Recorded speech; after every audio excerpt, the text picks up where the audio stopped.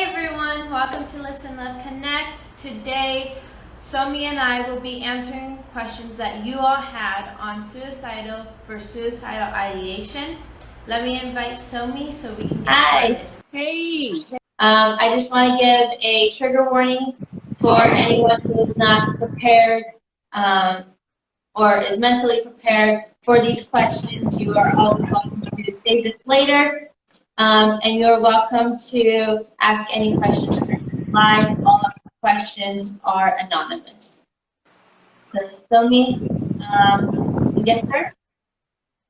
So Do you have anything to say? you. Oh, do you have any words before we get started? Just that this is a safe space, and we just want to be as vulnerable, as transparent, as well as informative as possible, and give people the opportunity to do the same without feeling judged, criticized, or invalidated. Right. Yes, that's very important for the both of us. So the first question is, would you classify someone saying they are only here for their children as suicidal? Do you want me to go first, or would you like to take a step? Yeah. Okay. So I'll repeat the question. The question asked is that would somebody that says I'm only here for my children be classified as them being suicidal? I think again context and the person's experiences play a part about that. When you got to be careful when we talk about classification or diagnosis or whatever. That's not done just within a single information that's given or even a string of information. You have to look over things over a course of time, what they're saying, how they feel. There's so many things involved in that. So that question, given just on a general level, I wouldn't jump to, oh my goodness, this person is suicidal or has suicidal ideations. It would have to be sitting down with them, hearing what they have to say. Because, a lot of mothers and fathers have this stance that my children are my everything. And, I'm only here because of my children. But it could be something underneath that. So that would be my honest response to that. I don't think that you can automatically jump into, okay, this person is suicidal or has suicidal ideations. Our next question is, what are the red flags? So some of the red flags are symptoms of depression, so keeping to themselves, appetite, mood change. Those are all categories under depression symptoms, correct, Somi? Say it again? Mm-hmm. So that's just one type of red flag. Another red flag is self-harm. So you really need to pay attention to how they're dressing. An example that we gave me one time was if it is 100 degrees outside and someone's wearing long sleeves, that could be an indication that they're trying to hide self-hurt. And this all depends too on the relationship you have with the person that you might be seeing signs with. Another one is talking a lot about death. That's a big indication of that there might be suicidal or have suicide ideations. And a few others is giving stuff away. They're preparing, I would say, to leave this earth. And then the two other ones is a sudden traumatic event, or they say how they feel, which is a huge red flag, which is when they're saying that they are suicidal, that they are planning. That's one of the biggest red flags. Do you have anything to add to that, Somi? I would just say, also, I think there are two other ones that we kind of mentioned, like while we were talking and preparing, is sometimes medical Yes. situations. There's such a dismissal of chronic pain in medical situations. I don't know how many people that I know with like really dire medical situations or recent diagnosis, whether it's cancer or whatever, or given a short amount of time to live, that triggers, you know, suicidal ideations or being suicidal. So I think we should be always on guard and pay attention when there's a sudden medical diagnosis.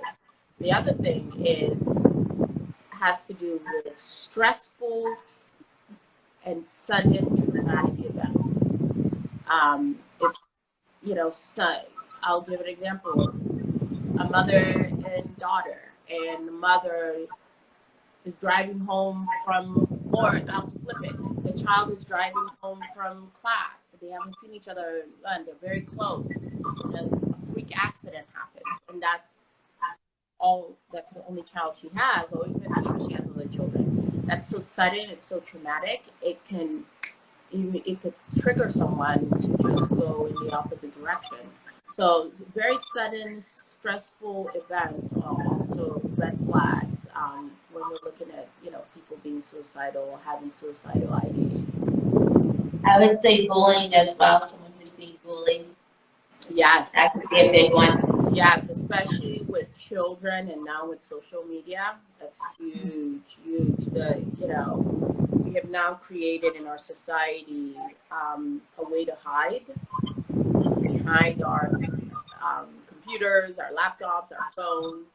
And so there are a lot of people that are, you know, when you start looking at some of these comments, and people are so just, I don't know, it's visceral, some of the comments that are made. I always say, if you know that person, check in on them, because that can really, really mess them up. Most definitely. Our next one is, what is the best way to help if you have, what is the best way to help if there have been attempts?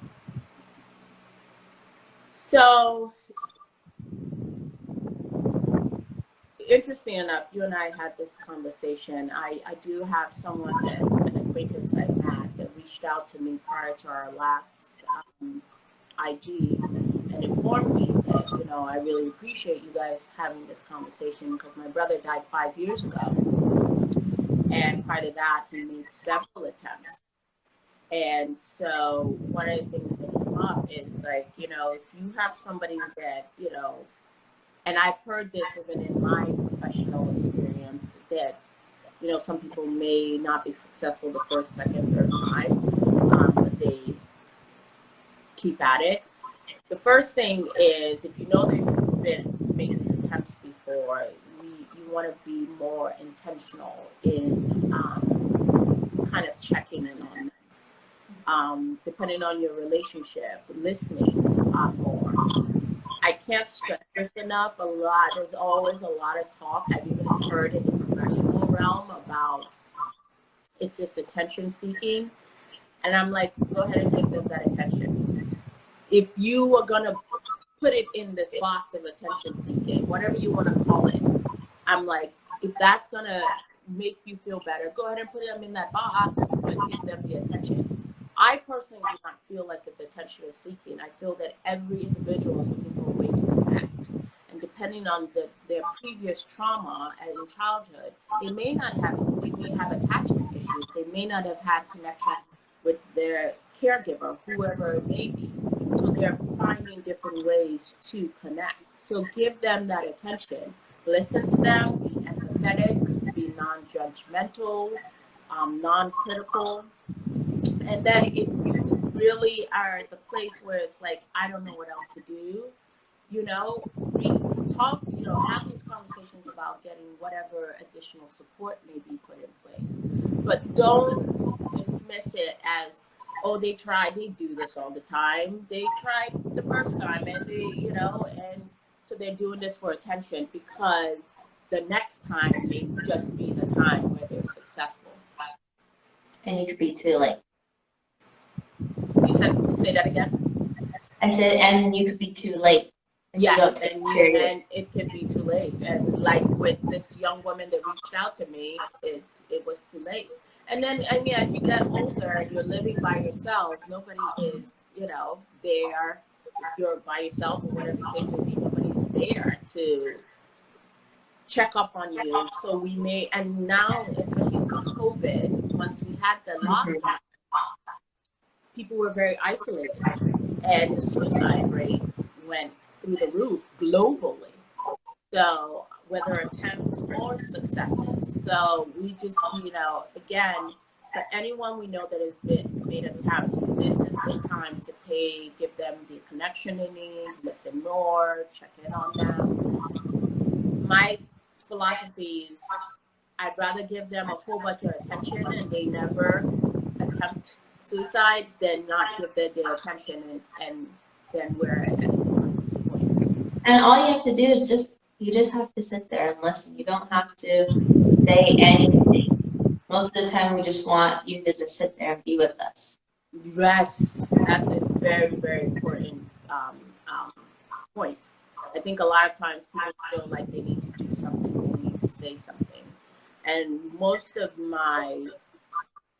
I feel most of my transformative work with people and just healing work with people is just sitting there and listening, and depending on the relationship, just holding them.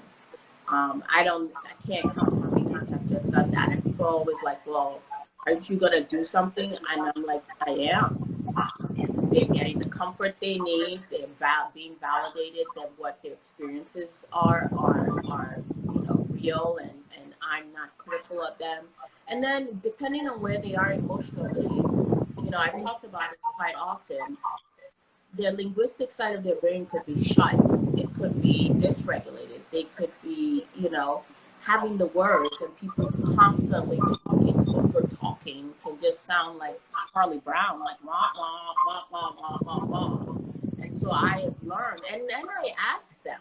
It's like I check the temperature quite often. It's like I'll say something, and if there's no response, you step back and you just continue to just be an active presence, ready for, when they're able to say something to you. But I will say that it can be very hard to do that.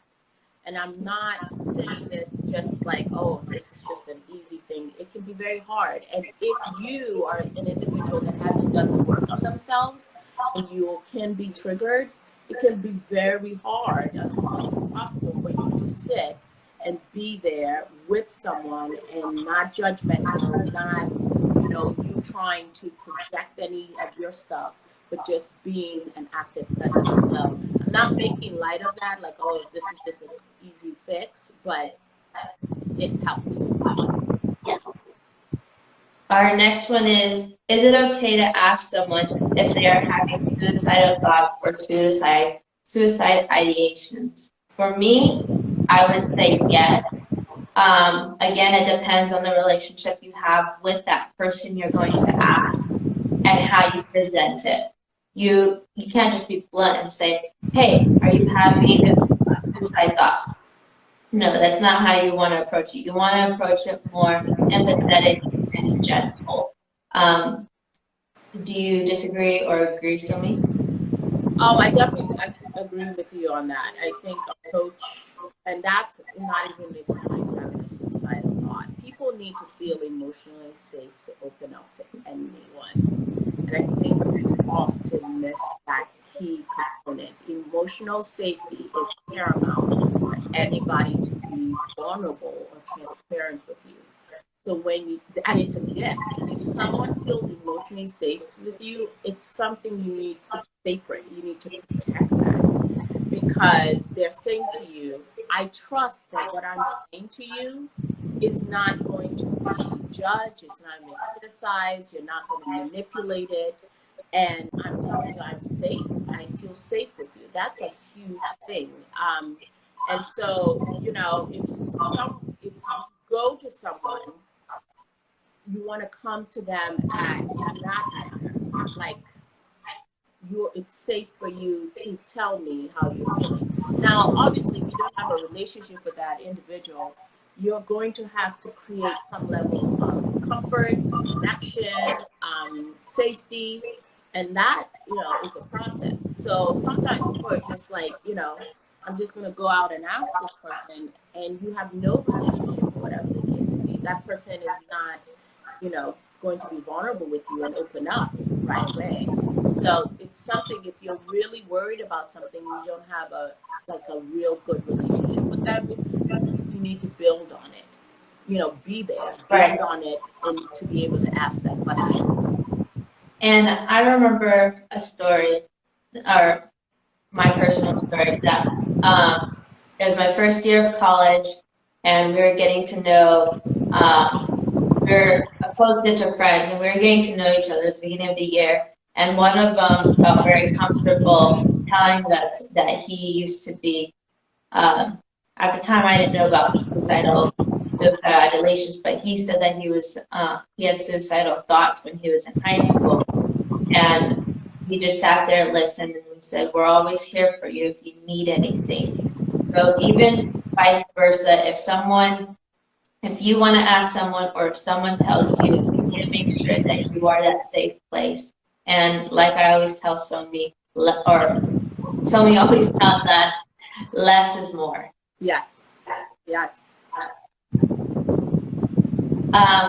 Our next question is, what do you do when you do not know what to do? Oh. That one was a very hard one for me not to make light of any of this, but that one was very hard for my Hispanic cousin, but I got it. Yeah, so I hate to sound cliche-ish and give it this context, but listen, love, connect is my honest answer to that question. Because I've actually had that question come from a mother, and that I immediately said, I want you to listen to them. When you don't know what to do, you're with, and you're like, oh my God, what's going on with my child? What is happening? Start with just listening.